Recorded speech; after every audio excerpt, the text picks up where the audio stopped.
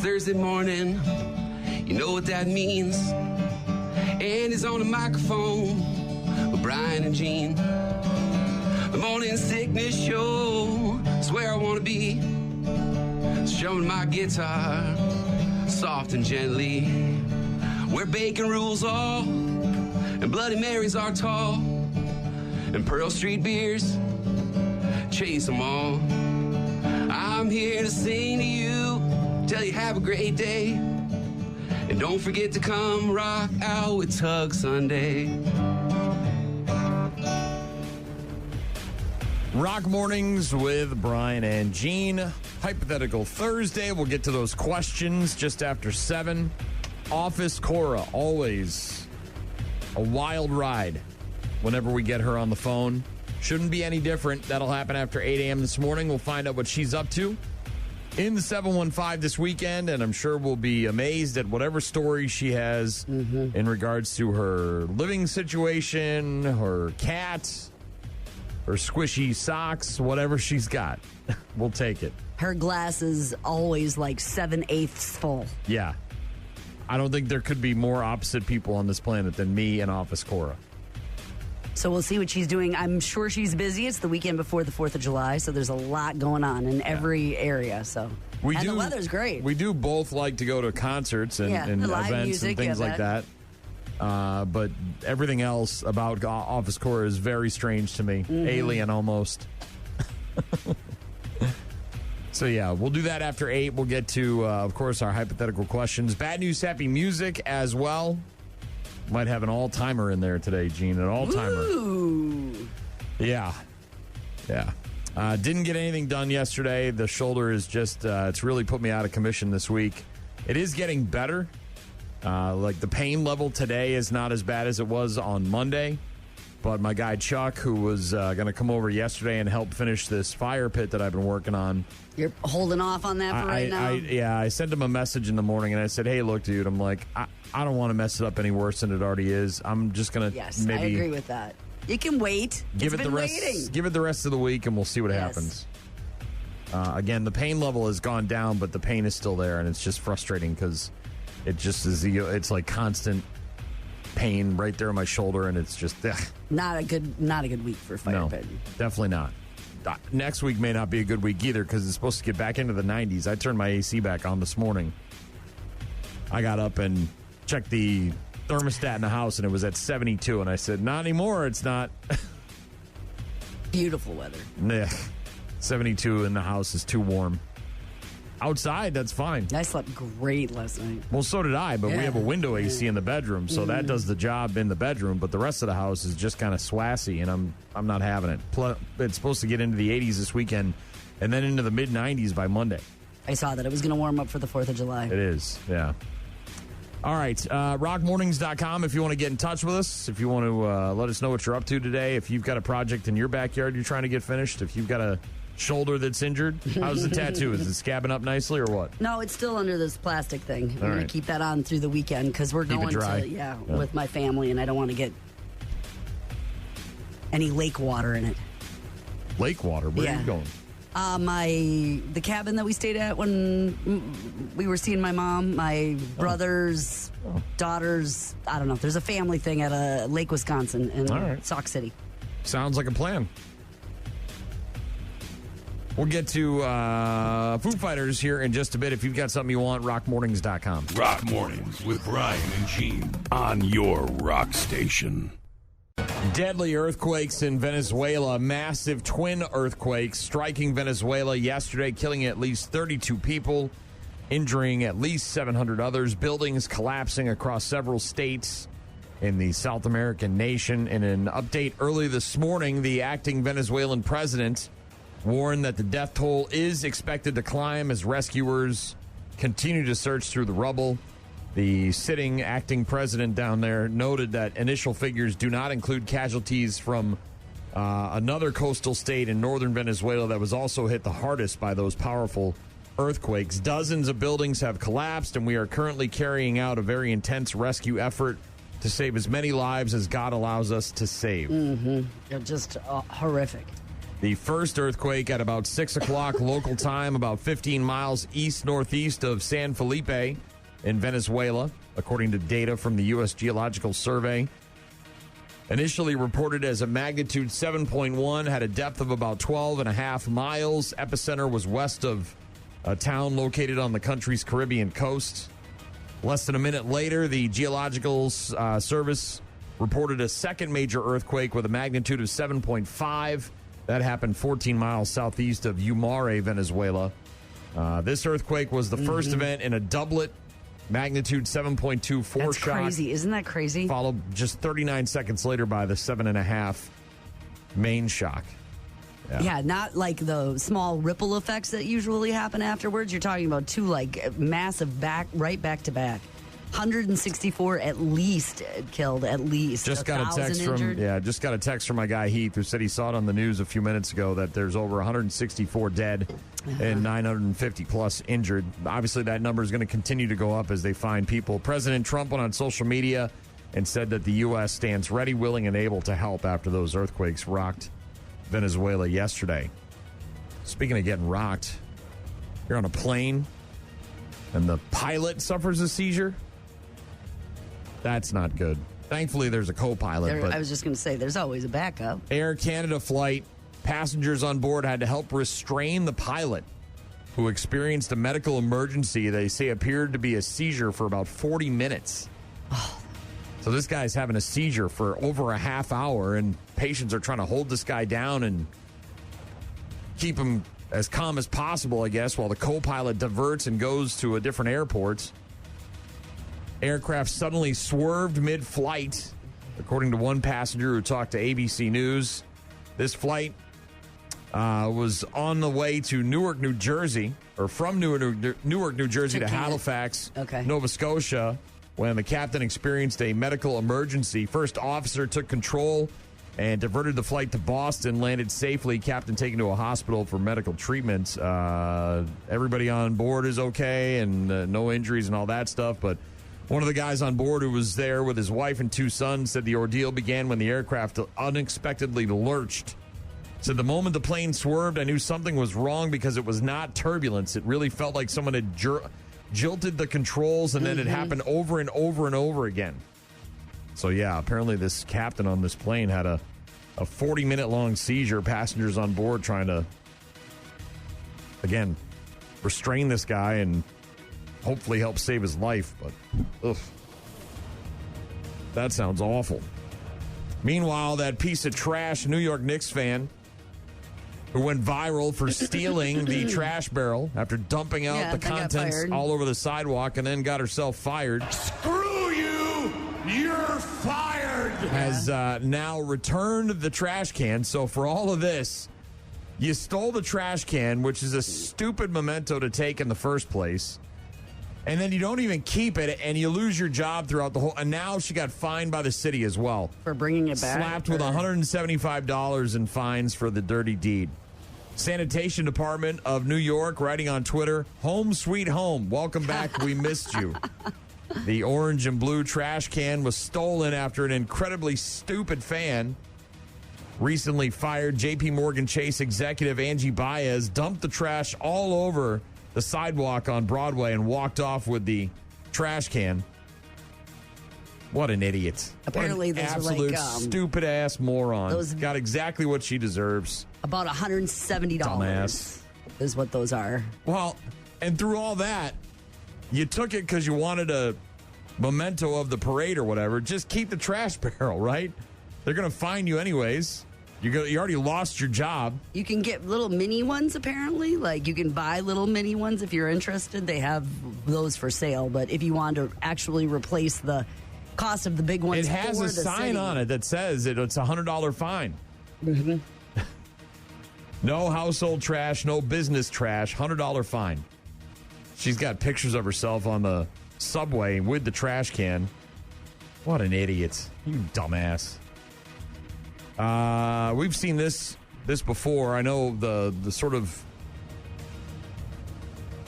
the main state that does this is Alaska, right? They have kind of a standing amount of money they'll pay you to move to Alaska. Do they still do that? I don't know. But there's communities that come and go, right? Well, they'll do it for a year or they'll do it for a short amount of time. Topeka did it a few years ago. Welcome to Topeka, capital of Kansas, home of tornadoes, flatland, and the Wizard of Oz, right? Try again. Kansas stereotypes aren't all bad, like Midwestern charm. That's real. We really do talk to our neighbors. Our kids play outside, and we always hold the door open for the people behind us. So before you cross off Topeka because it's in a flyover state, we invite you to stop in. Sure, we might move at a different pace in Topeka, but we like it that way. And we think you will too. Join us. So I think they were willing to pay people $15,000 to move to Topeka a couple of years ago. Then there was Tulsa, Oklahoma that wanted to pay you to move there just for a year. They said, hey, look, if you're already working from home and you just need internet, you could do that here in Tulsa. We'll pay you to move here for a year, and maybe you'll like it and stay. They basically pay people $10,000 to do the job they're already doing just from Tulsa for 1 year. It did seem too good to be true, and so one day when I was going to work on the bus, it's like 6 o'clock. I'm like, why not? So I just filled out the application, did everything, and sent it off. I remember looking over at my wife and I said, this city looks pretty cool, and this program is pretty cool. If I get in, would you consider like uprooting our lives and moving to Oklahoma? Is that okay? And she was like, yeah. It's a ride or die right there. Now it's Fond du Lac. The city of Fond du Lac. The iconic lighthouse on the southern tip of Lake Winnebago wants you to move there, and they're offering almost $10,000 to do so. They've already got 44,000 people. I don't know, like, if they're struggling for tax base or what, but they have launched a new talent attraction program in hopes of attracting new residents as either remote or local workers in exchange for $9,500 in relocation and local experiences. The initiative is part of Make My Move, a program that helps to connect residents in the United States to new places through incentives, which include signing bonuses and networking opportunities. Fond du Lac, in the midst of a workforce shortage, is the first Wisconsin community to be part of the program. Others in Bloomington, Indiana, Salina, Kansas, and Texarkana, Texas have tried this program before. Now it's happening in Fond du Lac. We will help you find your happy place and get paid to move there. $5,500 in cash for a relocation stipend, along with a number of perks, including YMCA memberships, local baseball experiences, golf packages, arts access, local dining, family activities, and more. So if you're interested in maybe moving to Fond du Lac, check it out. Go to makemymove.com or give it a Google. As you mentioned, choose Topeka. There's also West Virginia, Oklahoma, Alaska, Kansas, Michigan. Iowa's got a Make My Move. That's a Greater Cedar Rapids program. So if you want to live in the Greater Cedar Rapids area, Indiana, you can do so. Richmond, Minnesota, in Bemidji. That's specific to Bemidji. Small town and obviously very northern. Minnesota has a program. Nebraska, North Dakota, Kentucky, Illinois. I think you have to apply, and then there's probably some sort of essay qualifications, and you things. have to have certain meet certain standards and all that crap. But Fond du Lac looking to get people to move there for $9,500 in cash and prizes, essentially. Yeah, usually a specific commitment, proof of some sort of employment, desire to have residency there, not just to take the check and leave. Foo Fighters now, sports in a bit. Don't go anywhere. Rock Mornings with Brian and Gene. Find them online at rockmornings.com. And now it'll be Dane Myers with the bases loaded and one out. That is not the preferred outcome, of course, but it does set up a potential double play. And a ground ball to short. Pratt Fields flips to second for one. On to first in time! The Brewers turn two, and they survive Game 3 here in Cincinnati. The Brewers win it 6-5, and they have swept the Reds, and they are a season-high 20 games over 500. Bases loaded, ninth inning, one out, and the Brewers get the job done. Turn the double play and secure the 6-5 win to complete the 3-game series sweep of the Cincinnati Reds. They now have won 4 in a row, and they're off today. Pat Murphy's supposed to get that procedure done.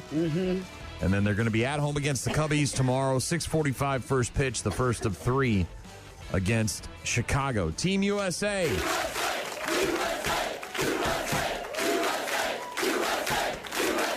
taking on Turkey tonight at 9 o'clock on Fox and Telemundo. If you're going to any of these games, you're thinking about it. I know some people have been posting that they're traveling to go see some of the World Cup games.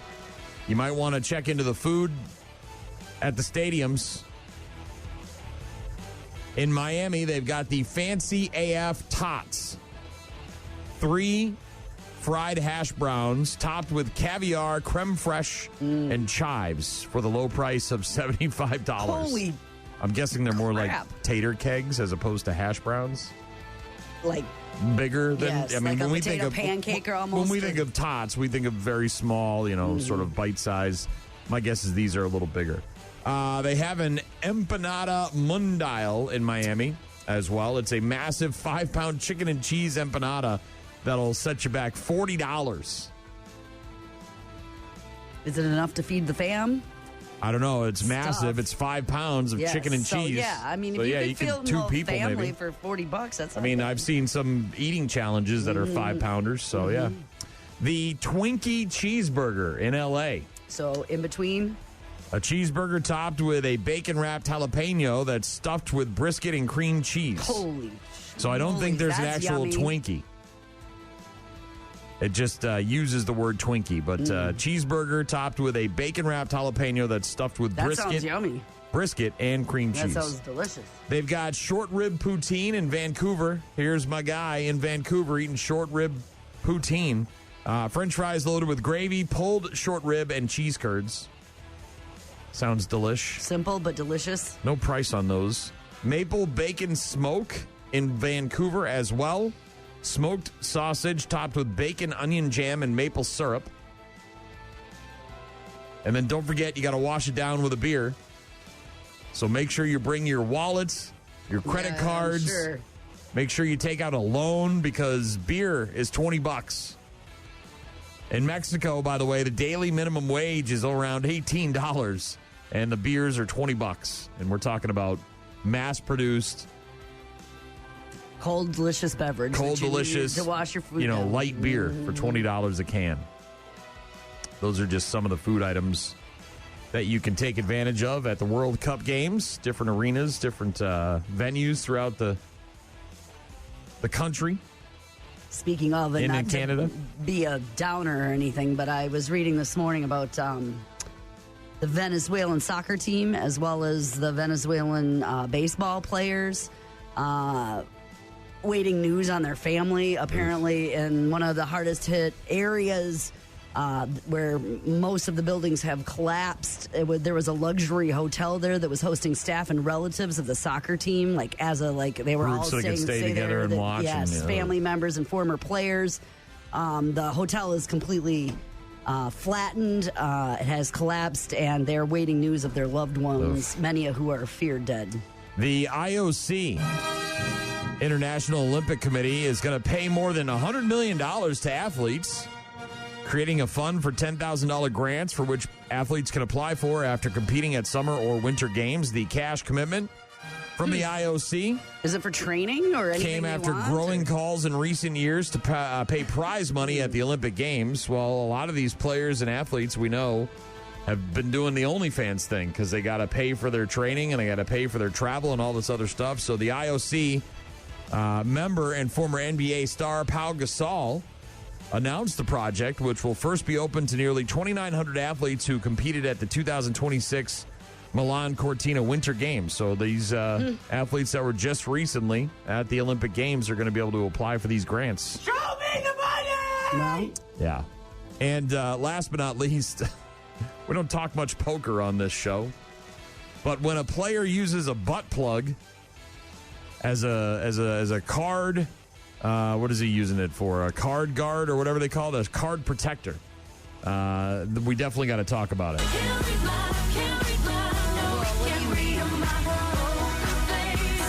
A player in the World Series of Poker $1,000 Super Seniors is in hot water after he brought a butt plug card protector to the table. So this is like a thing you put on your cards to keep them face down, so maybe if there's a breeze, they don't blow. I have no idea. Andrew Martin is this dude's name. He was competing on day 2 of the event, and he told PokerNews.com that the World Series of Poker floor staff instructed him to remove the silver card protector after deeming it inappropriate for use during the tournament. There's pictures and videos, by the way, of this guy using this butt plug. Sticking up the butt. As a card protector. They apparently issued him a warning on his World Series of Poker account and also informed him that any further use of the item could result in a more serious penalty. He said he was unaware of any specific rule that prohibited the use of the butt plug as a card protector, claimed he had been unable to find anything in the tournament rules that explicitly justified the ruling. But this guy loves his butt plug so much that he brings it with him to the World Series of Poker and uses it as a card protector. He wants to get his name out there, and who can blame him? I mean, I'm guessing if that helps him trend or get his name out there, he's in the World Series of Poker, maybe there'll be some sort of, I don't know, marketing or advertising, or he'll get some money or something. Do something crazy. You're in, make yourself stand out. We had the chess guy that was using anal beads, right? Yeah, he's not using it as a butt plug, right? He's using it on we the don't card. know that, Gene. Well, what is he doing after the tournament's over? Truth. I don't know what he's doing at home in his private time, but he might just be walking around the hotel. He's just trying to get people to talk about him, and it's working. Big shiny silver butt plug on the table for everyone to see. All right. Lots to get to. Hypothetical Thursday. We'll get to our questions here for one another after 7 o'clock. And Office Cora is going to join us just after 8. Rock Mornings with Brian and Gene on your rock station. Looking forward to seeing him again. He was at Copeland Park and Event Center a couple of summers ago, and he was talking about electric. him yesterday. He was electric. His sets are awesome. He's got new music too, and that should be a really great set. Looking forward to seeing him at Rockfest in a couple of weeks. Rock-fest.com for tickets and info and lineup and all that stuff. Soccer continues, of course, today with the World Cup on Telemundo, Fox, and Peacock. You've got a whole bunch of games. Caraco taking on the Ivory Coast starting at 3. Also at 3, Ecuador taking on Germany. Japan and Sweden at 6 p.m. Tunisia and the Netherlands also at 6. And then at 9 p.m. you got a couple more games. Paraguay versus Australia. And then, of course, Turkey and the U.S. at 9 o'clock tonight. 3-hour CMA Fest is on ABC tonight. Performers include Blake Shelton, Ella Langley, Florida Georgia Line, who are apparently back together again. God help us. Jason Aldean, Jelly Roll is going to be on there. Keith Urban, Lainey Wilson. Everybody.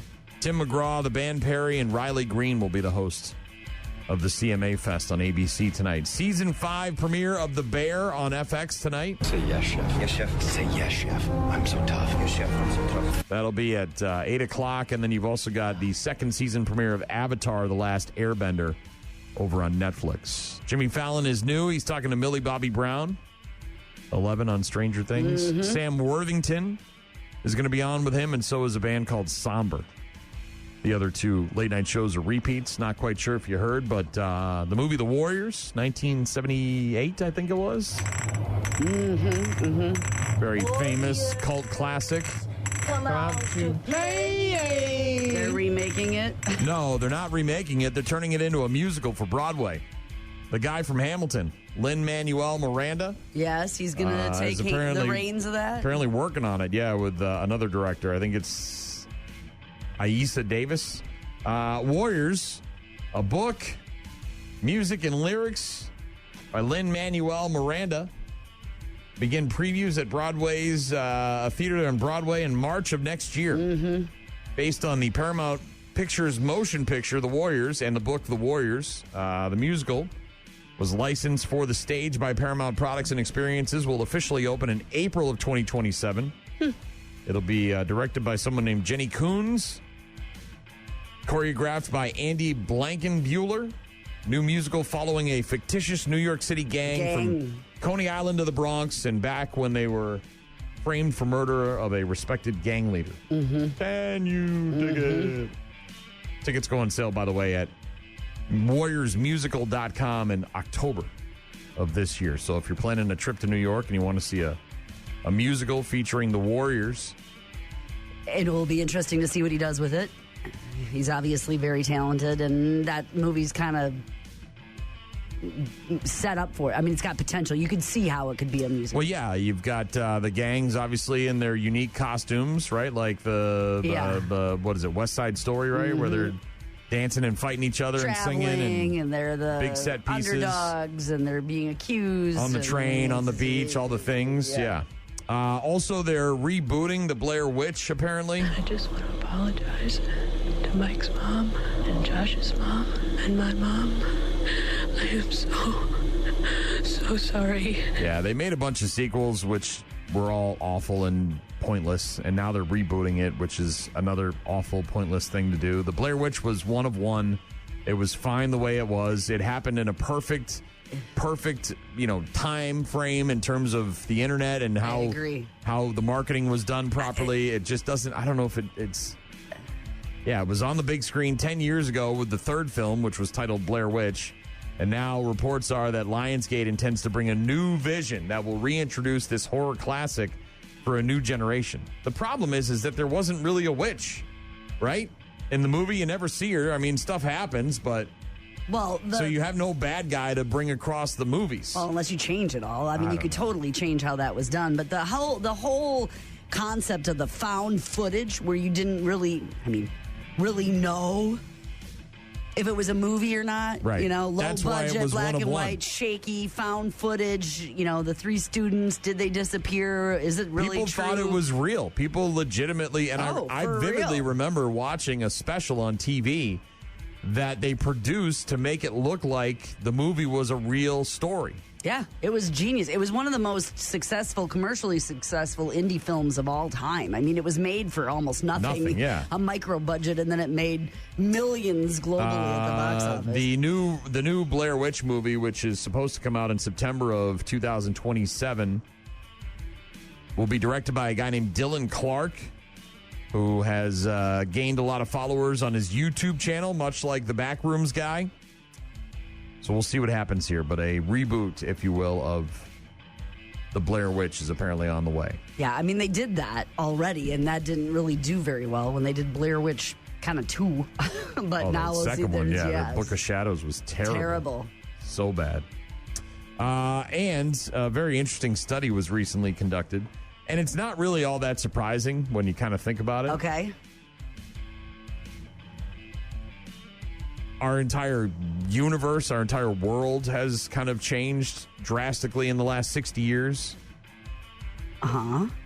A study published by the Scientific Reports Journal says that over the past 60 years, 6 decades, pop music in particular, not just angry heavy metal, we're talking pop music, popular music, has drifted away from themes of care, loyalty, and purity and towards themes of harm, degradation, and rule breaking. So it's not just that we're... this is overall. This is an overreaching theme. It's not particular songs. Right. It's not particular artists. They looked at a lot of songs because they had to study the lyrics and the themes and all that stuff. But I mean, the themes originally from the 60s about care and loyalty and purity and... Okay. Now we're moving towards harm, degradation, and rule breaking, which sound real bad. The report analyzed the lyrics of hundreds of thousands of English language songs from 1960 to 2023. The songs were scored across 10 moral dimensions and split into pairs.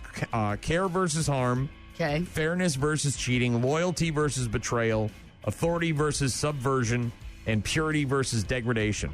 And over the past 6 decades... So it fell in one. They make the hashtag mark under each one. The vice categories, which are the harm, cheating, betrayal, yada, yada, yada, all increased in pop lyrics. All of them. Each and every one of them. Not a single one of them was outdone by the other side. The virtue categories largely declined. Care and fairness and loyalty, authority, purity, all largely declined over the last 60 years. Also, stress-related and negative statement language increased. So besides all that also, and positive... Well, think of emotional language has Think decreased. of Lean on Me, right? Yeah. Times in our life, we all have pain, we all have sorrow. Lean on me. When you're not strong, when you need a friend, right? Do you hear anything like that at Bridge all? over troubled water. On the radio? Like a bridge over troubled water, I will lay me down. I mean, yeah. Or Stand By Me, Benny King.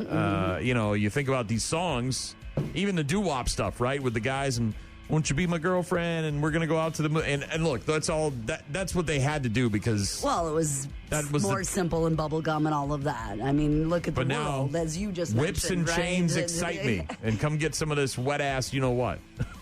Well, it's a mirror of what's going on, and what's happening now is not the same it was you can't compare now to the 50s in that. But again, songs from those, yesteryears focusing on friendship, mutual support, loyalty, devotion. Then you've got Bad Blood, and you've got Love the Way You Lie from Eminem and all these others. Researchers said song lyrics can act as a powerful cultural barometer, offering insights into how societies express their emotions, their values, and moral concerns across generations, warning that declining references to moral virtues could provide an important indicator of a change in the culture of society. Yeah, more cynical, you think? Yeah, certainly. Of course it is. Yeah, you just got to look out the window. Yeah. But a steep decline. Reflects the world, doesn't it? Music reflects the current world as it exists. Pop music grown meaner and more immoral over the last 60 years. Mm-hmm. Economic stress and mental health crises. I mean, look at what's going. I mean, that some of that may have just been swept under the rug. Happy. You think about Hey Jude, right? Yeah. One of the most famous songs of all time, talking about how to deal with the death of the parents there and all that stuff. Or and it wasn't all greatest simple. love of Look all, at the Whitney. Vietnam era, right? Oh, there was certainly, but we're talking about pop music. We're not talking about rock music here. So, yeah, not surprising. Between 1960, beginning of 2023. So, looking at quite a lot of songs. Yeah, thousands and thousands of them, in fact. Hypothetical questions are on the way. Office Cora is coming up just after 8 a.m. Rockmornings.com to get in touch with us. Looks like it's going to be right in the mid to upper 70s today, so not too bad, but we're creeping up into the 80s by the weekend and into the mid 90s by Monday. Ugh. Steamy.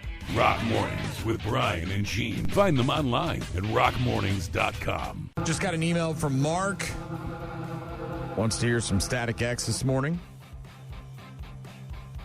Should be able to do that. Thank you, Mark. He said, can we get some Static X on this beautiful morning? Thanks, boss. I can probably do that here in a little bit. Rockmornings.com for all of our contact info. A woman in New Jersey was able to survive a house fire that was a complete loss, by the way, because her dog wouldn't stop barking. Woke her ass up while the house was burning down. He comes to my bed. I was like, oh my God, what? And I hear the smoke detector went off. Immediately, beep, beep, beep. I was like, oh my God, it's a fire. Run, and it was in the living room. The house already in flames. First arriving units got on scene and found the structure was heavily involved in the rear. Fire rapidly extending throughout the house. This is last Friday, just before 1 in the morning. Ada Kelly fast asleep at her home in New Jersey. 3.5-year-old poodle named Squilliam instead of William. Squilliam wouldn't let her sleep. Hey. Began barking relentlessly. Wake up! Tried to get him to quiet down, wouldn't stop. Comes to the bed, goes back and forth, comes to the bed, and they was able to keep barking and wake her up. House is filling with smoke. Unfortunately, the home was destroyed, but she and the dog both made it out safely. She now credits the dog, obviously, as a hero, saving her life. Squilliam. Yeah. Investigators have not officially determined what caused the house fire. Believes it may have started from an extension cord connected to a refrigerator outside of the house.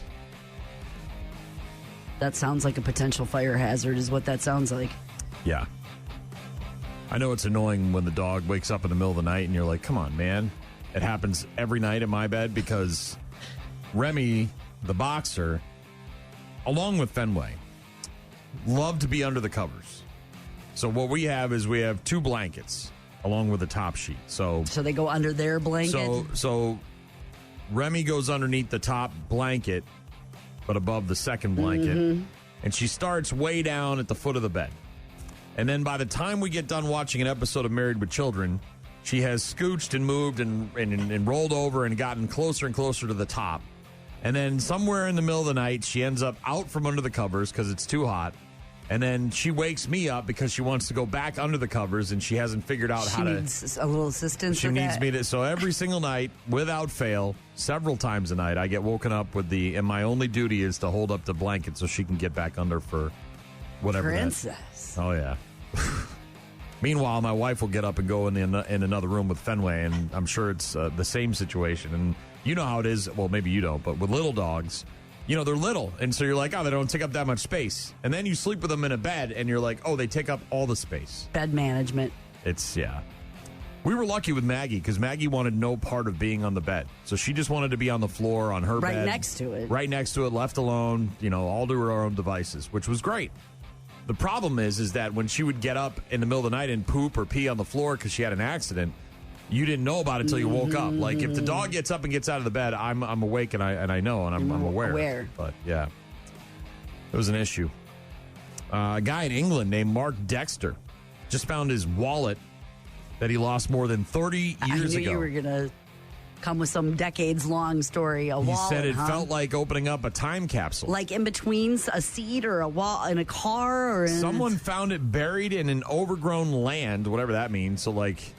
Shrubbery, like a bush. It fell out of his pocket or whatever. Wildness in the woods. And the guy put out a notice on Facebook, and that's when Mark reached out and went to get the wallet. Best part, he said, was seeing an old job ID that made him nostalgic for his younger years. Getting to look 30 years into his past, almost like a personal time capsule. Wallet was found by a organizer of a local forest school. Dexter, the guy who owns the wallet, says, I have no recollection of ever walking down there at any time in the past, so I have no idea how it got there. Maybe it was one of those things where it got kicked or picked up and someone rifled through it, didn't see any cash, and then threw it to the side. Yeah. Lady was able to post it on Facebook, and this guy found his wallet and got reunited 30 years later. I wonder if it's one of those trifolds with the Velcro. Like my wallet, the one that I've had for 30 plus years? Like maybe like that. Have you ever seen my wallet? I have. It's still holding on. Everybody that knows me knows that I'm sure that's what I mean. 30 years ago, it has to be one of those, like... I think only one of the barbs on my wallet works for the Velcro. Yeah, in terms of I can't even believe it holds it together anymore. Well, I don't carry it around in my back pocket, though. It just sort of lives in my backpack until I need it, and then I'll take it out, but... Yeah, it's seen better days. Let's just leave it at that. But I've never needed to replace it. Why would I? Quality made. What do I care? No, I'm sure it was. It was quality made Velcro. Rock Mornings with Brian and Gene. We'll try to get to that Static X here in a couple of minutes from Mark. And we're going to get to our hypothetical questions. Gene's going to go first, and that'll be in just a few minutes. Rock Mornings with Brian and Gene. Start your day with Rock Mornings. Today is Bourdain Day. Like make one of his recipes, Anthony Bourdain? I believe today would have been his birthday. He obviously took his own life several years ago. It's Goat's Cheese Day as well. Love me some goat cheese. I do not. It's like one of the very few things I really don't care for. You say goat pizza? What kind of goat pizza does he make? Great outdoors. National Bomb Pop Day. That's the red, white, and blue ice cream, right? Mm-hmm. National Catfish Day. I know around Fry here, yourself some up. a lot of people love catfish. National Handshake Day. And National Strawberry Parfait Day. Strawberry anything right now. Yeah. But Bourdain Day, Goat's Cheese Day, Bomb Pop Day, Catfish Day, Handshake Day, Strawberry Parfait Day. It's also Hypothetical Thursday, where we ask each other hypothetical questions. And, Gene, you're going first this week. You're going to ask me a question, and then I'll ask you one a bit later on. I love asking you questions about getting to know you better because I often think I already know the answer, and then, like, I think I'm 50-50. Like, then I'm like, yeah, I did, or I'm completely surprised. I believe that I know what you're going to choose, but if you could go back and relive 1 year... Of my life? Of your life... Which one are you going to choose? I don't know, man. Some of those years were Wild and crazy times. Wild and crazy. I get where you could pick like 1, 2, 3. This would be the first year, second year, third year, but I don't know if we have enough time on the program. So you may have to just pick one and try to go back and... Well, how do you value a year? I think that's just if you could go back and relive 1 year, what year is it going to be? Because I have such fond memories of the brief time that I lived in my first apartment with my roommate, Adam Green. That's what I would probably pick if I were picking for you. Is that's the guy with the, so that year, my father was cheating on my mother, and my mother traveled for work a lot. So when my dad would cheat on my mom, he wouldn't come home, and I didn't get up and go to school because there was no parent there. So I would just skip school constantly, and I missed so many unexcused absences that I failed. I flunked out. And so my 18th birthday was coming up in the middle of May, which is still the school year, and my father made no secret that I was getting kicked out of the house. You and Adam were going to get an apartment. So Adam was a buddy of mine that I had become friends with in my senior year at school, and he was also flunking out of school, and so we decided to get an apartment together. You both had jobs, you got an apartment? Yeah. Sorta. So I was working part-time at a Burger King because I was in school and you could only work part-time. I didn't have a car. I had no modes of transportation other than Adam giving me a ride or me taking the bus or riding my bike or walking or whatever. So I was working at this Burger King. Well, then they opened up a Kenny Rogers Roasters, like 2 doors down from that. And when I was getting ready to get kicked out of school, I started to pick up more shifts at Burger King, and I started working at Kenny Rogers Roasters. So I was working almost 2 full-time jobs. My buddy Adam was working at a place called Fun World, which was an indoor arcade place that had batting cages and a little outdoor go-kart track.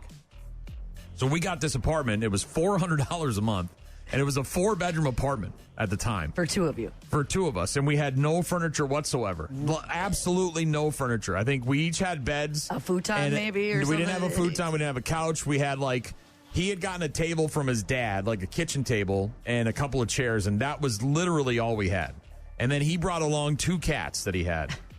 So we ended up... Adam, some cats. And I think we only lived in this apartment for, I don't know, a couple of months. I don't even remember, because I started seeing a girl. I don't even remember how I met her. It was through Donut. She lived in Concord, and we started kind of hanging out, and then she would come down and visit me, and then I would go up there. Well, I eventually was like...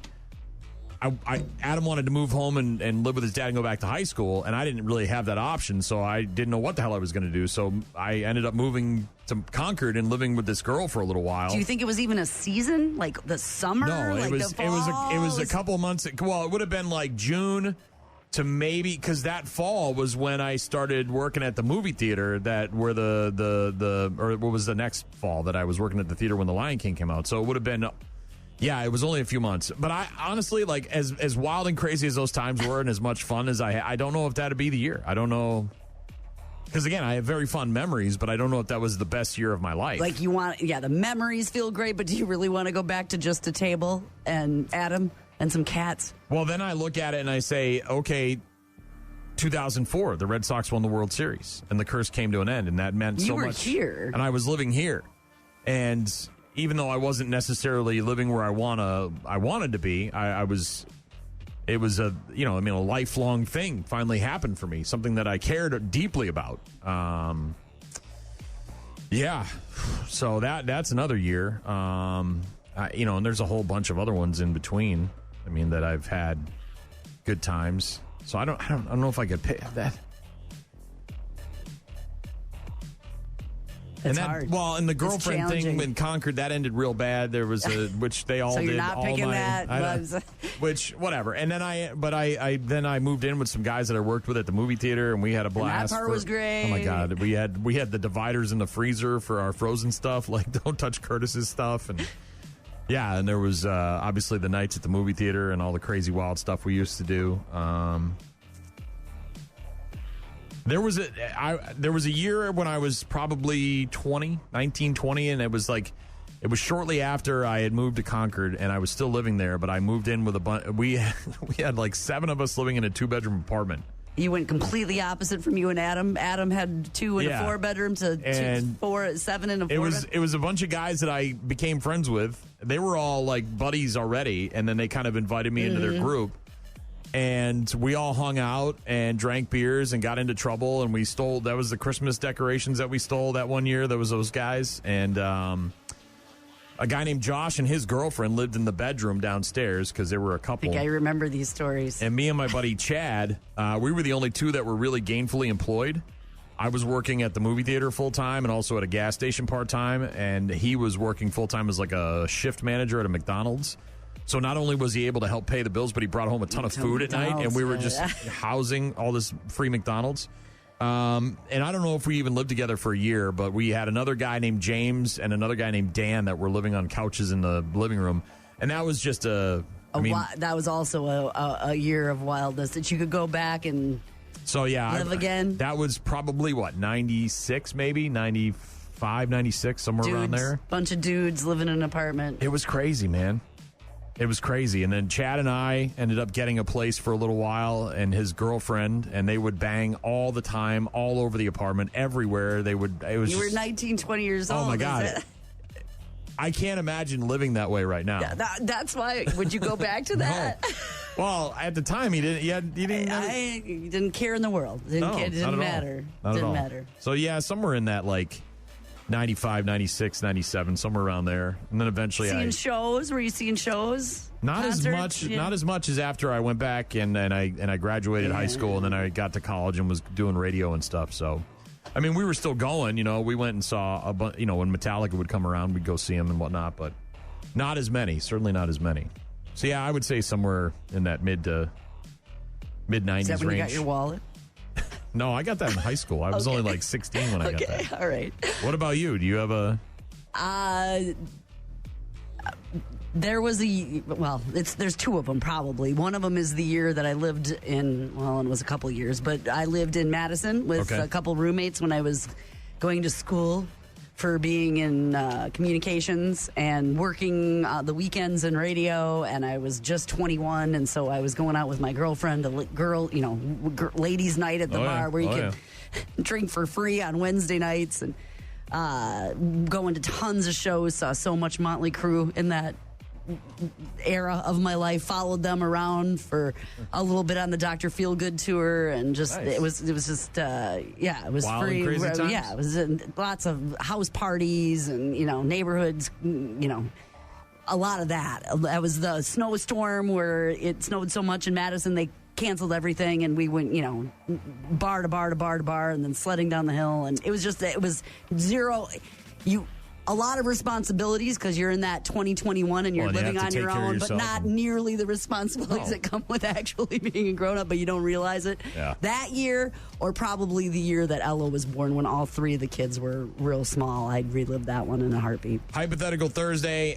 Gene's question for me: if I could relive one year of my life, what would it be? And there's certainly a difficult choice there, but if you want to weigh in on that, you can get all of our contact info on rockmornings.com. My hypothetical for Gene is coming up in a bit. Rock Mornings with Brian and Gene. Find the daily podcast at rockmornings.com.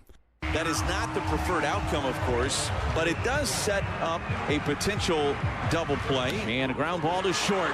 Pratt Fields flips to second for one. On to first in time! The Brewers turn two, and they survive Game 3 here in Cincinnati. The Brewers win it 6-5, and they have swept the Reds, and they are a season-high 20 games over 500. God, must be nice. Are they really that bad? They're so bad. It's a generational bad. They're not only bad like they're losing. This is a Red Sox. They're unwatchable. There's nobody. There's nothing there. And I feel so bad for the social media teams. Are they having a rough time? Out garbage every day to feign that people have interest in this team. They're just a dumpster fire. Even the Babylon Bee posted a meme yesterday about dumpster fires distancing themselves from this year's Red Sox team. That's how bad it is. So effing bad. It's not that they're going to lose the most games of all. They might. I have no idea. But it's just such, and they're denying. These owners and the GM. They're just and I get it, right? You can't put your arms up and be like, well, I don't know what to do. We suck. You know what I mean? But they're talking about trading for a bat. It's like, what are you doing, dude? You're out of it. It's done. Should be getting rid of players and trying to figure out what the hell you're going to do next year. So tell me about the Chicago Cubs Milwaukee Brewers matchup that's coming to town for 3 games. Yeah, so American Family Field. The pivoting back to the Brewers here after I went on my Red Sox rant. The Brewers did sweep the Reds yesterday with a 6-5 win, and now they are off today.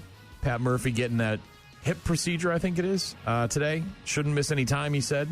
And then he'll be back on the bench tomorrow night at 6:45 in Milwaukee as the Brew Crew welcome the Chicago Cubs to town for 3. Mm-hmm. USA taking on Turkey tonight at 9 o'clock. That'll be on Fox and Telemundo as the World Cup continues. Josh Hokett beating Derek Lewis at UFC Freedom 250 on the White House lawn. And during his in-cage interview with Joe Rogan, called Michelle Obama a man. Might remember that. I do, yeah. He spoke for the first time officially on the Ariel Helwani show earlier this week, and he kind of doubled down. And then you drop the Michelle Obama line. And I'm sitting there thinking, like, why? Why did we have to go there? You're not going to fight Michelle Obama. This is not a fight. This is not a planting of a seed like Alex Perry. I thought I was giving her a compliment. I don't think anyone viewed Michelle it as such. Michelle Obama being a man, that's like she knows how to deal with adversity. You know, she knows how to work hard like a man. You know, when the times get tough, you know, the Why does that come to mind in that moment? Like, you just got this massive win of all the things you can say. Why even go there? I thought it was a perfect opportunity to, you know, show the world how great this country is with the freedom of speech. You know, you go somewhere and you say something like that and you die, you know. And I'm not suicidal, by the way.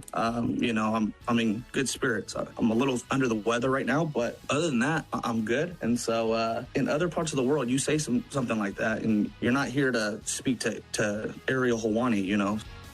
Now, look, I get what he's saying. He's not wrong there. That's the beauty of freedom of speech, but most people disagree with what he said in the cage. But Josh Hokett doubling down there on the Michelle Obama being a man comments that he made at UFC Freedom 250 on the White House lawn. The Mascot Hall of Fame is looking for nominees. Did you know there was such a thing? I did not, but I love it. Yeah, the Mascot Hall of Fame has officially opened up their nominations for their 2026 induction class.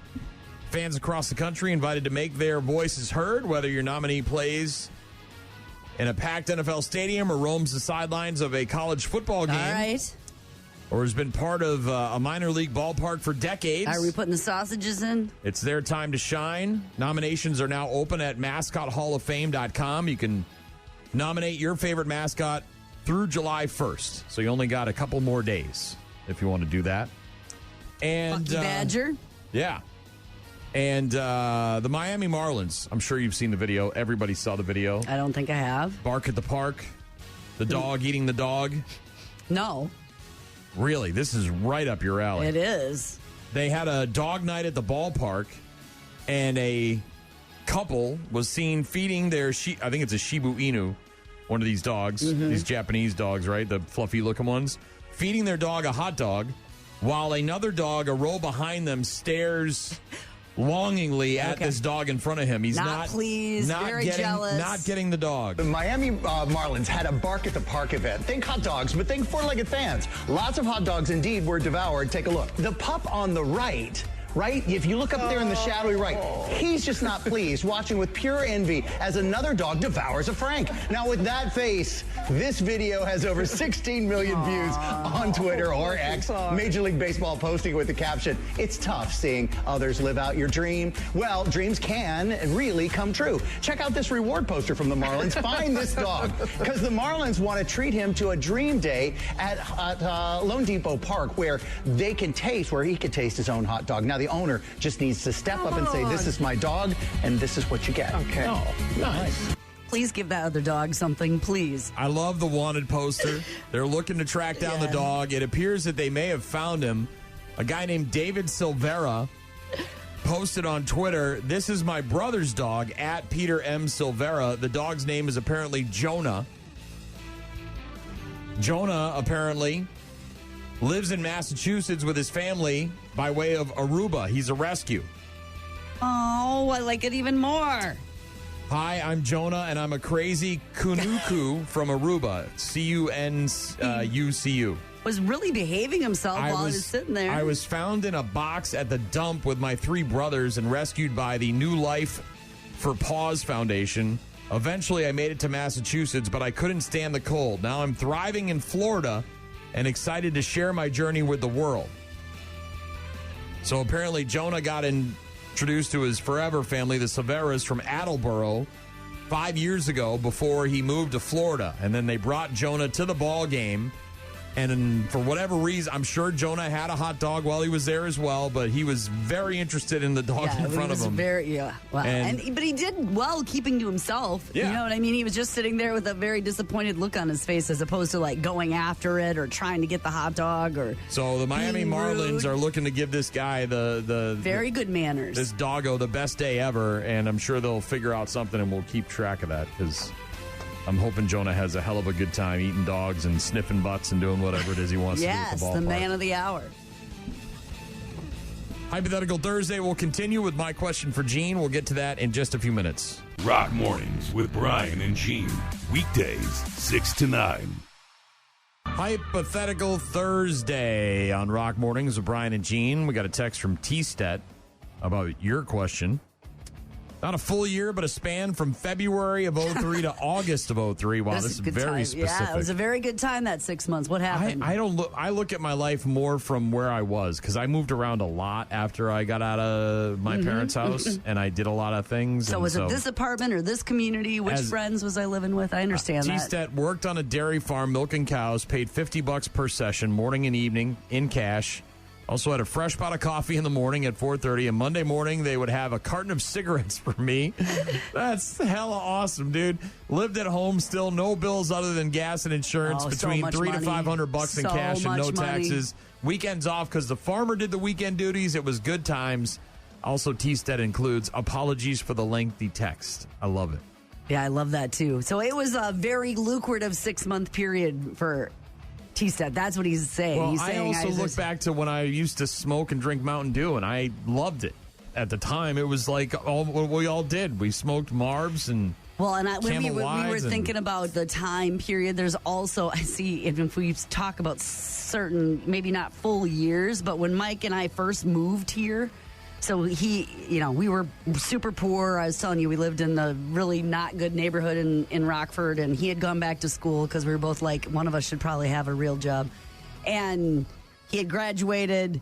We had gotten married. We'd been poor. We moved to La Crosse for his job. And that first summer, we went camping and on the river so much. We didn't have the kids or the house yet. We were still renting, but he had a real job and we just moved to this new area, so everything was new and we were experiencing everything together and seeing stuff and going down the Black, and that was a super great season. Time frame. You know what I mean? Spring to fall kind of thing. T-Stet, thank you for the text. Hypothetical Thursday. I want to ask you a bunch of questions. And I want to have them answered immediately. Gene's question for me was, if I could go back and relive 1 year of my life, what would it be? And again, it's more of a time frame thing than it is a year. That was such a great time now that I think about it. Driving U-Haul trucks and new adventures, you know what I mean? My question for you is... wide open. $250,000. $250,000. But every single traffic light you ever hit from now on is red. You mean just given to me as one lump sum? You get 250 grand, but in exchange for that money, every single traffic light you ever hit for the rest of your entire life is now red. Which is super annoying, by the way. They'll change like all traffic lights. It's not like they're permanently red, but yes, they will always be red when you arrive to them. Yes. At this point in my life, yes. Because I'd take the money and probably have a little bit more chill time where I wouldn't have to worry about getting the places at the time and the thing with the stuff and being in such a rush. What, you rewind 10 years tardy, ago. Though. You have a problem with being tardy. But I wouldn't have to worry about it, right? What am I being you tardy still got to be the things on time, not just because you got 250 grand. Leave a little earlier, maybe? Maybe not even. You ever heard of that? Maybe ever heard of work so much. Maybe trying to not show work up on so time? Much, maybe wouldn't work so much. But rewind back to when I was like, the heat of things where I had to get people all the places and work Henry get back. has to go here, and Grace got to go here, and gotta go, that would make me crazy. Although I could hire a driver, would it be? You don't get to circumvent if you're in the vehicle. No, but if I had the $250, I could hire a driver. If you're in the car. Yes, that's what I'm doing. I'm taking the money and I'm hiring a driver. They can deal with the green lights then and get them to where they need to go. I'll just stay home. Oh, you're hiring a driver for them? Well, maybe I would. Then I wouldn't have to worry about the red lights. They'd get to where they have to go. I don't know if 250 is enough. Let's just assume, for the sake of argument, I got 30 more years in me. 80, right? When I cash out. Well, you know that it's going to be red, though. You'd have to learn to deal with that. You know, as opposed to like, are you serious this morning? Does this have to happen this morning? I don't worry about it as much as you do because I leave very early for things. But it's aggravating. But just getting from my house to work, I'm trying to think. And we have a short commute. 1, 2, 3, 4, 5, 6. I mean, there's almost 10 to 11 lights between my house and here.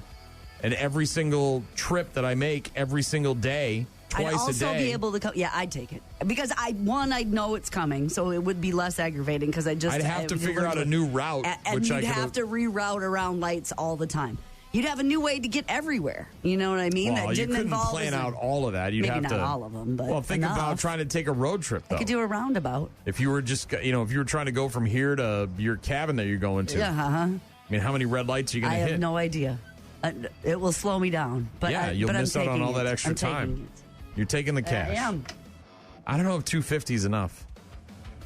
Because I'm looking at the salary and I'm like, I could 1, 2, 3. I could. You can get out of a few jams, pay off some bills. Yes. But then you got to hit every single red light for the rest of your life. You're not going to have the money to pay for a driver. Whether I'm driving or not, right? Yeah, if you're in the car, you're hitting a red light. Okay. Doesn't matter if you hire a driver or not.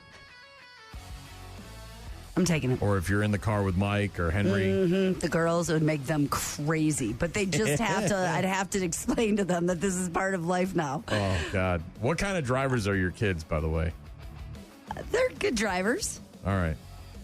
But that would make them crazy. Are they speeders? Are they impatient? Are they road ragers like me? No. No? Look at that. Me. Look at my family. Do you think that there's a bunch getting of behind really the wheel of a car angry brings road out ragers something in my people? family? It could. You it think? could. Getting behind the wheel of a car. There's stuff that makes them angry, but it ain't that. Well, I'm just saying, it could be a thing. You never know. Just because they're your family doesn't mean they don't. You're true. They don't have character flaws like I do, where you scream at everyone. That apple's not falling very far from that tree. No, there's not. Do they drive like you do, like a maniac? I don't drive. Coming from you. I drive great. I'm the best driver out there. So you're not taking the money, and you're. I don't know. 250 is it's like right on the edge, the cusp there. It's like if the money was in the vault toilet that we talked about, right? What's the cutoff there? What's the cutoff for the inconvenience? Going into the toilet, the poop toilet? Well, 250 in the poop toilet, I'd go, right? You hose me off, I get some bleach, I'm good. Ivermectin me it, and I'm all right. Horse tranquilizers, whatever. Stick a light bulb up my ass. I'll take that. But dealing with a red light every single time you hit a traffic light would be infuriating. Absolutely infuriating. But you'd have to make peace with it. You know it's coming, so you just have to accept it. I know, but I don't know if 250 is enough. Now, $500,000, sure, whatever. That's I don't know if it's life-changing money, but it certainly, takes care of a lot of problems. Yes, it does. 250 is just enough to take care of a couple problems. Well, pay off the mortgage at least. Yeah, there you go. But all the other bills are still there. But you did. Yeah, I'm doing it. Yeah. I'm sure Office Cora just rides her bike everywhere and smiles. I don't know if she's even going to care. Brad says they could build as many roundabouts as they want. See? That's what I'm saying, Brad. Have no roundabout. Yeah, have a bunch of roundabouts. I'm finding different routes. That's what I'm doing. I'm rerouting everything. I would have to find, at least for a trip that you make on a regular basis, whatever that might be, to the grocery store, to the mall, whatever it is, you would have to try to figure out how to get around it. Doc, who drives for a living. $250,000, not enough to deal with frustration. $2 million, now we're talking. He drives a semi-truck around the state and region. I can imagine. I can only imagine for you, Doc. Ooh, a little spin. Professional driver. A little spin on the 250 question for Hypothetical Thursday. Tell me. 250, but you can only use low-quality single-ply teepee for the rest of your life. You mean like the stuff we have here in the building? Yeah, I'm kind of used to it. I don't. You just double up. Love it. You double up. Yeah, I can It's do not that. great, but you double up. Uh-huh. Or you get a bidet, which I've still never tried. Thank you very much for the text messages. Hypothetical Thursday. We'll see if Office Cora's got one for us. If you were in a TV show and you had squishy wet shoes, what kind of shoes would they be? What character? By the way, I did get that from last week. By the way, not mocking her, mocking out of love. Completely love Office Cora. Absolutely love the Office Cora, but I did get that. It's wet. It's squishy. It makes a weird squishy sound in your shoe. Might be my new favorite. Squishy. Because it's squishy. It's the second one. It's the second one. When she says Listen to it squish, again. she says squishy. It's wet. It's squishy. It makes a weird squishy sound in your shoe. One, that's squishy. That friggin' killed me this morning when I heard it. And then I realized you say squish a lot, too. When you squish it, it can get like a stream that shoots out of it. Not a lot. What's up with you and squishing? And Cora? It's wet. It's squishy. It makes a weird squishy sound in your shoe. Squishy sound Oh, my in your God. shoe. All right, we'll get to her in a bit. Don't go anywhere. Rock Mornings with Brian and Gene. Find them online at rockmornings.com. 8:15-ish on Thursdays, we're joined by the one and only Office Cora, who is very excited because she's got a music festival happening this weekend. What's up, Office Cora? I know. I'm hours away from heading out to Cadott for Hoofbeat, and I'm actually a little bit nervous because tonight Kane Brown is the headliner. He just got hit in the head with a golf ball on Tuesday, got a concussion, needed 23 stitches in his ear, and instead of something with like riding in the airplane after a concussion, that he can't fly. Yeah, you're not supposed to. The pressure. Yeah, so he is on a bus heading our way. So what's his big song? Is it Honky Tonk Badunkadonk? Which one does he do? There's just too many to list. All right, I'm looking at a list right now. Used to Love You Sober. Do you know that one? Yes. About Good As You. Do you know that one? Yes. A song called Homesick. Are you familiar with that? Yes. All right. He also did a you're song. a big fan. This is big fandom here. Like I Love Country Music. Is that another one of his? Bury Me in Georgia. Is there a song called Bury Me in Georgia? There's apparently... Okay, I might not know all of his songs. He's got a song called Backseat Driver as well. Are you a backseat driver, Office Cora? No. I don't know. All right. Well, that's tonight's headliner, Kane Brown at Hoofbeat. And tomorrow is Bailey Zimmerman, and he has a warrant out for his arrest because he trashed a hotel room in New Mexico. Okay. And did $16,000 worth of damage, but he issued a very nice he said he was sorry, very Brian. nice apology. He's got a song called Rockin' a Hard Place. I'm sure that's a delight. A song called Religiously. Something called Holy Smokes. And then he's got a song called Chevy Silverado. Look at that guy. He's a Chevy man. And he used to own that was his first car. A Chevy Silverado? I think it was his grandpa's. What was your first Chevy car, Office Silverado. Cora? I had a Mercury Capri, bright yellow. Cop car. Isn't that a cop car? I had a Mercury Topaz once. Oh, so good. Old maroon sedan. Back to Hoofbeat, I am really looking forward to Phil Vassar tonight. He's the one that I'm really excited to see. Phil Vassar? He's Phil Vassar. He sings Just Another Day in Paradise. Isn't that a Phil Collins song? No, it's Phil Vassar. Didn't Phil Collins do Just Another Day? Didn't Phil There's Collins? a Paradise song, I think. So this is, are there double stages at this event then? But yeah, it's just like Rockfest. So it's there's It's the same setup as Rock. So there's the Bud Light who's on top, and then there's the main stage and the two on the side, right? Yes. All right. Awesome. So are you just going today, or are you going the entire weekend? I'm going the entire weekend. All right. What happens to Binks while you're gone? Well, I come home every night, Oh, okay. So you're not staying there. You're just going there.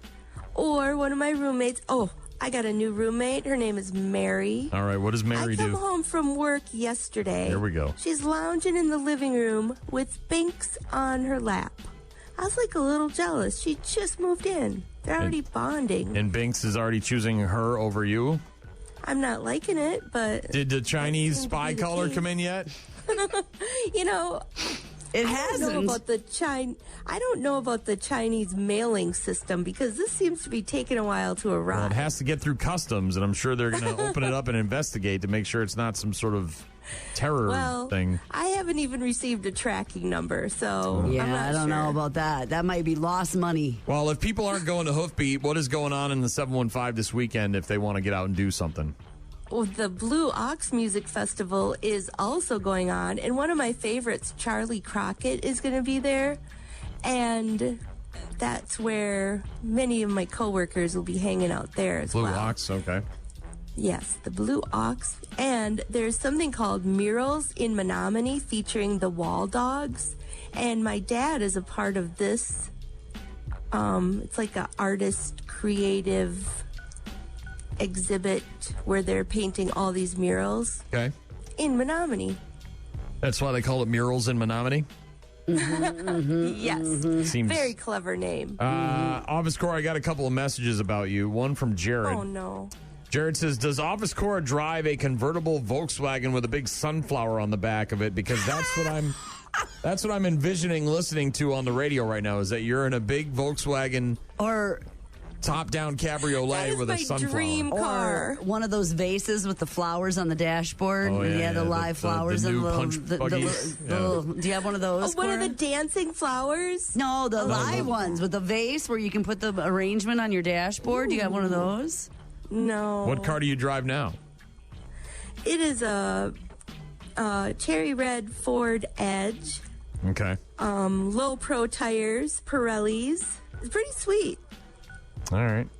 Pretty sweet. You're a car girl? I wouldn't call her a car girl. What did she say she is? Oh my gosh, I'm not even going to tell you the story, but in just a little snippet, she was totaled and then restored. So she has, like, what do you call those? Like the plates from a totaled car. Bent? Think of the name. The plates from a what do you like a license plate? Like a the collector? title. Like a collector car? No, like the title. They put they label the title because the car has actually been totaled. You got a Carfax? Mm-hmm. What the hell you're talking about? Anyway, All right. this these guys in Detroit, Rock City, rebuilt her. Like they kind of Frankensteined her back together with another Ford Edge, and she like rides like a dream. Why do you have that? Why do you have a rebuilt Ford Edge? Why wouldn't you just get another car? Where did you get it? And the best thing is, I took a Greyhound bus all by myself all the way to Detroit To buy the a shenanigans that happened on this bus ride. My general manager was so nervous. But It's got a salvage title. Eric just texted in. Salvaged. That a is salvage it. title. I've never even heard of that. That is it. Rose, and her name is Rosie. Oh my God. I can't. We may have to Rosie. stop doing these calls. I can't. It's Rosie. She has a salvage title, and she is fabulous. Okay. All right, Hold on. I do have a couple questions. Okay. I have to. So you were in need of a vehicle. Like you. How long have you owned this car? Oh, 9 years. Okay, so 9 years ago. Did you total it, or was it totaled before you owned it? No, it was totaled Okay. in Pennsylvania. I thought you totaled it, and then you had it rebuilt. No. Like, why wouldn't you just get another car? No. Oh, yeah. No. No, I didn't total it. Okay, but I still don't get it. Show ends at 9. Show ends at 9. Show ends at 9. Just remember. 9 years ago, you needed a car, and your answer was to buy something that was totaled and then salvage back together in Detroit and take a Greyhound bus to buy it. How did you find it? That was the solution to I need a car? Yes, because, say it's like a $35,000 car. I mean, she is fancy. She's nice, but you pay half price. Because it's a salvage. Yes. Okay, so you needed it cheap. Well, I work in radio. Come on. Yeah. So. And the other thing is, like your car insurance. I'm not paying car insurance on a $35,000 car. I'm paying car insurance on a $17,000 car, but I'm driving. I mean, she looks and acts and feels like a $35,000 car. It's nice. I wish you could see Jean's face, man. She's losing it right now. Office Cora, I don't even know what to do with you anymore. You're the best. We love you, but you're so strange. That would never be a solution for me if I needed a car. Never. Never. How did... I don't even know where to go from here. I don't either. I do have a lot of questions. I've never even... I need a one-way bus ticket to Detroit so I can buy a mangled car they put back together again and drive it home. Did some guy try to suck on your toes while you were on this bus? Did you find this on Marketplace? I actually met a really nice lady that sat across from me, and she is from Pakistan, but she was on her way to Canada for a funeral. And I couldn't really hear her because the bus engine was so loud.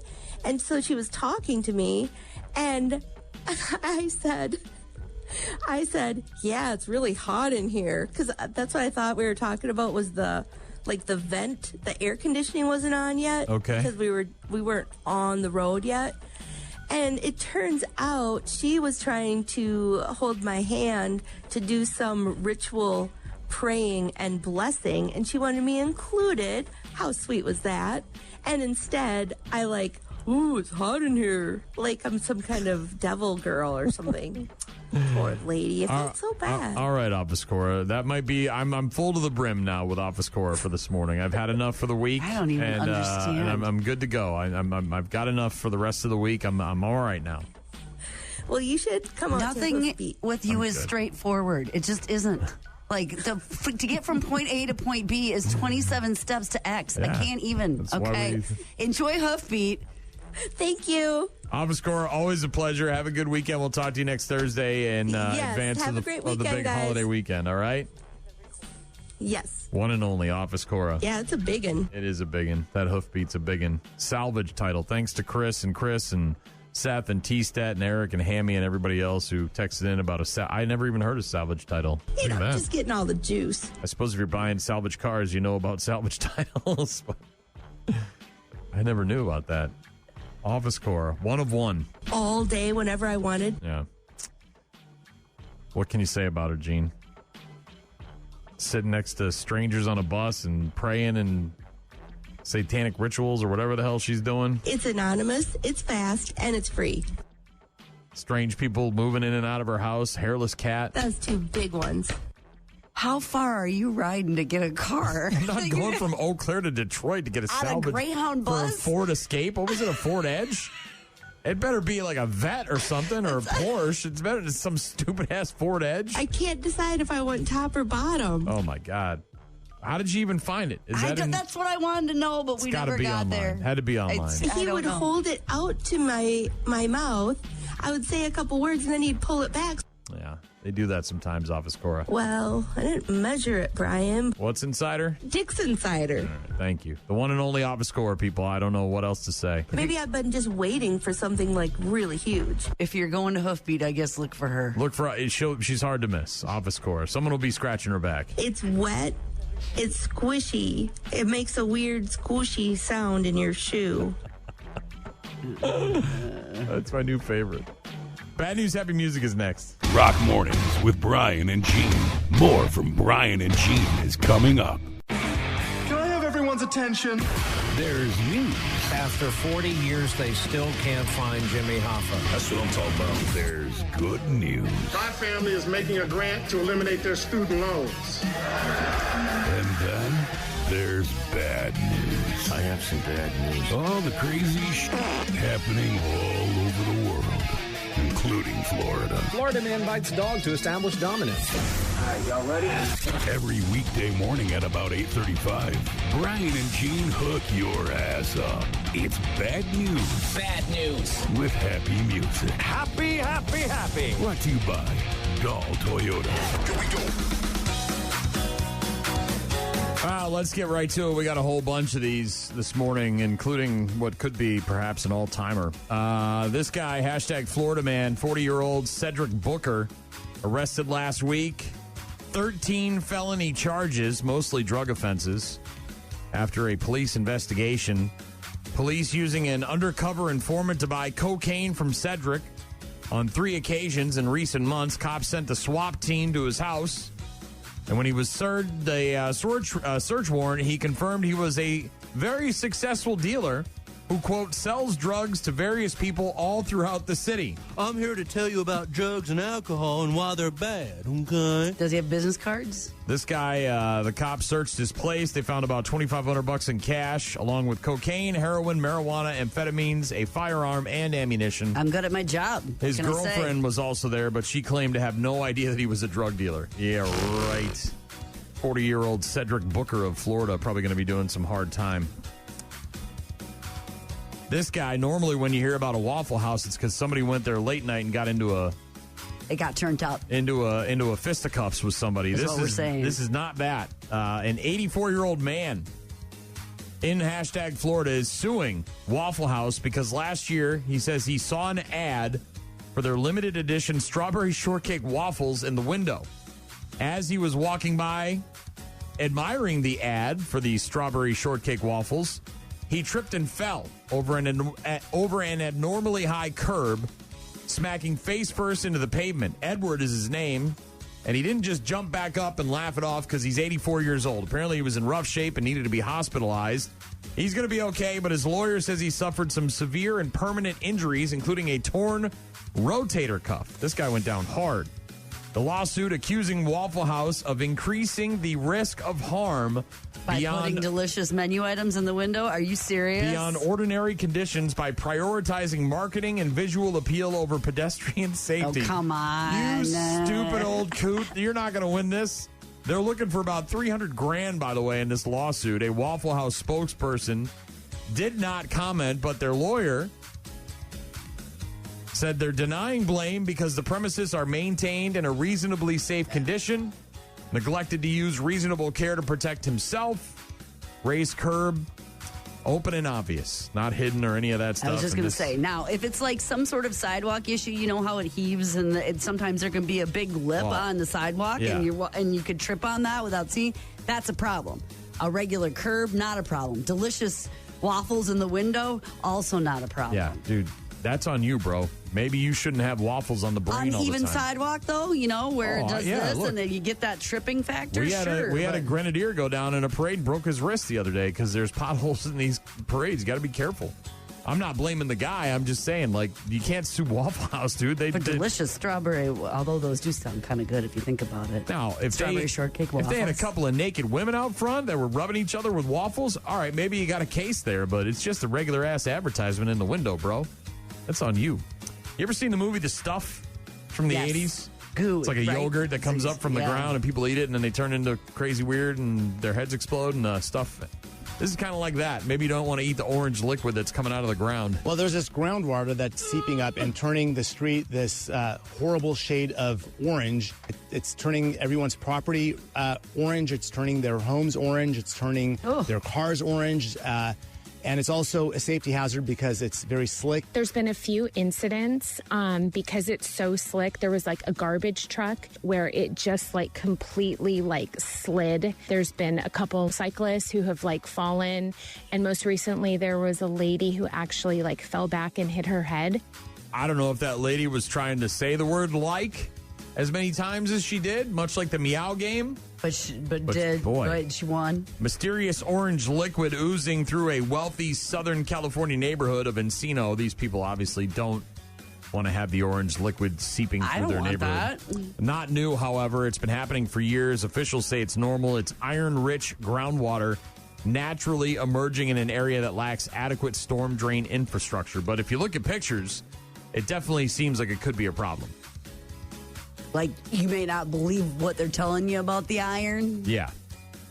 That maybe there's something else a little more nefarious going on. Speaking of things that are nefarious, another example of AI getting out of control. This is crazy. An AI bot created fake students to apply for real financial aid and got real money in a scam. Like, lots of it. Like scammers steal real people's identities and they create synthetic ones. So they use those to apply online to primarily online community college classes, the kind with no in-person requirements. And you don't have to be a programmer. You can simply have a really creative and clear way to communicate what you're hoping to do. Hey, in this particular geography, identify the schools with online courses and then apply with some particular database of already stolen identities and continue that process until you're successful. A new state audit revealing Baltimore City Community College gave more than $264,000 in taxpayer-funded financial aid to ghost students who were actually thieves who used AI bots to set up 145 fake student accounts. You know, I faked it. What? Yeah. You faked it. Why would you do that? Well, you know, if it's enough already, and I just want to get some sleep. The state auditors found AI-powered bots submitting a mass of college applications by creating fake accounts, submitting bogus assignments to maintain the illusion of enrollment long enough to get the financial aid. Because these are online classes. You don't have to be there. There's no roll. There's no, roll sure. call. They're not just seeing if you're actually So they there. just pretended long enough to get the aid, and then they dipped. And they... It's crazy. $264,000 worth of taxpayer-funded financial aid. Fake students? Yes, fake students. Very fake students. Huh. Crazy, right? Yes, that is crazy. Moving on. This is, we're going back to Florida, Gene, because this is where all the good stuff's happening. Okay, tell me all about it. Hold so this on. is, it's warm, it's summer months, so it's a little hot, it's a little humid, maybe makes people crazy. It's getting real hot, getting real humid down here, Gene. Uh-oh. In the Villages. This is a retirement home called the Villages in Florida. I know, I'm well aware of the Villages. Federal authorities, feds, Gene, the feds, have now arrested a 77-year-old Florida man for, this is what he did. This is his scheme. He would buy up a whole bunch of ED drugs, erectile dysfunction drugs. I'm with you. Without a prescription, and then he would go back into the Villages and sell them cheap? Sell them cheap to the Central Florida retirement community. How do they make it so hard? I don't know, Gene. They make it hard with those ED pills. So hard. Yeah, so were these it is so illegal hard. meds, or he was just getting them with fake prescriptions? Allegedly buying $1,800 worth of erectile dysfunction drugs without a prescription, intending to sell them in a massive Central Florida retirement community called the Villages. He was arrested last month where he lives, by the way, in the Villages, alongside nearly 80,000 full-time residents featured in the 2020 documentary Some Kind of Heaven. I didn't even know there was a documentary about this place. It's a hard one, Shaw. Yeah, very hard one. This guy's trying to make them all hard. He pled not guilty to the misdemeanor charge, agreed to have his case heard before a magistrate judge instead of a jury, and if convicted, he faces up to a year in federal prison and a fine of up to $10,000. Comes out hard right from the beginning. Yeah, it does come out hard right from the beginning when you get these ED drugs. This is like the guy in school who buys or steals candy bars from the corner store and then tries to sell them for $1 at school. Do the people that he's selling them to know that he just, hey, I got these without really having like, if everybody's an aware adult about the situation. Hey, man, want to buy some boner pills? Yes. Is he creeping down the hallways? Well, there obviously is a market. Are they not getting them from the Villages? Or they're too expensive, I'm guessing. Well, I'm sure these people want to bang. Man, that's weird and hard. Yeah, it is.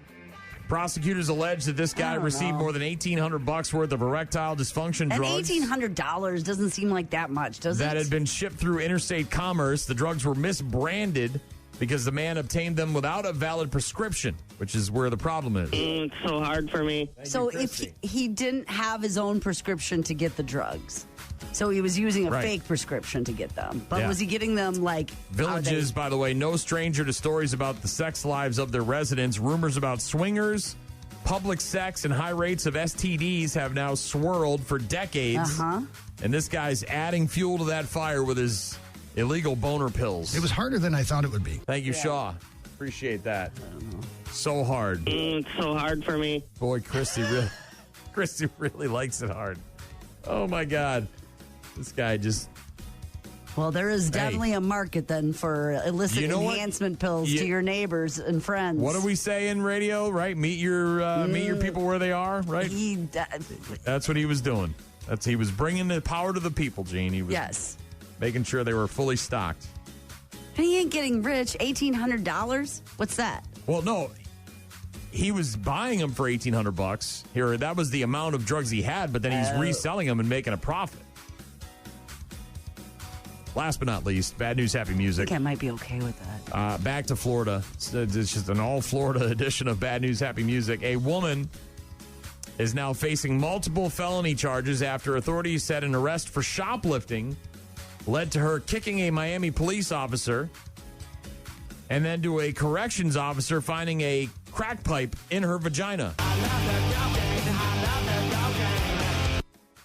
Where are you going to store that crack pipe, Gene?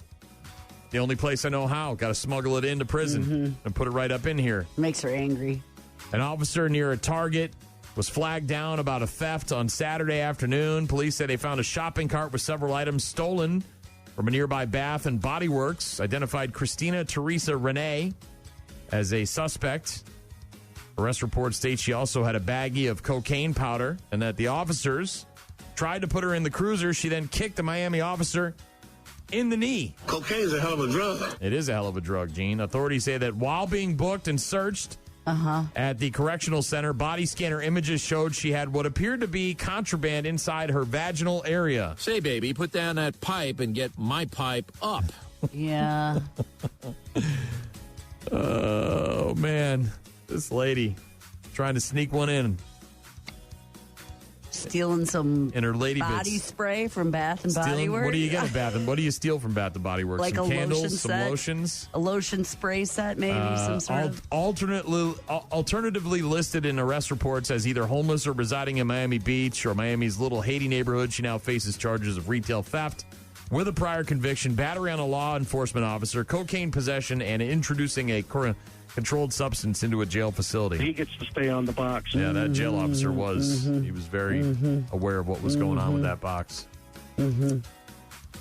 Boy, this salvage thing, I guess we're idiots because we didn't know anything about it. And getting people, Mike from Maine, I'm with Office Cora on this one. I've got a 2017 GMC Denali 2500 diesel loaded. They sent it to a facility where they pulled it off the frame, put it on a new frame and all new airbags, gets signed off and checked and then sold. I'm a second owner. I found it on eBay in Maryland, purchased it half price of what it normally would be.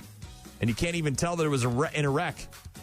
Oh, I was never against the fact that I thought a car that had been in an accident could get refurbished to a state that would be drivable and that you'd love to have it. I just wouldn't look out of state and then take a Greyhound bus to go pick up a car and then drive. Like in Detroit, no less. I just wouldn't. This isn't in like process. Appleton. It's in Detroit. It's not that I'm too good to buy a rebuilt salvage. I get that. I just don't. Cheryl texted in and said, "I've gone to Winchester, Tennessee for a Jeep for the route a couple of times because she delivers in a special Jeep, a mail Jeep, and our son has a salvage title from his car from hail damage that happened before he got it."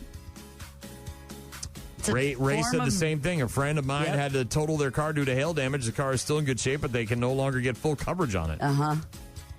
It's been damaged or deemed a loss by the insurance company, and then they fix it up, and then they're able to. It's a different kind of title and classification, I guess. Office Cora with a salvage title, taking a bus all by herself to Detroit to pick up this off of all the cars, the internet that she bought. Ford Edge, you know. Whatever. Yeah. She is really just a very interesting character, this Office Cora. why we love her. That's why we love her.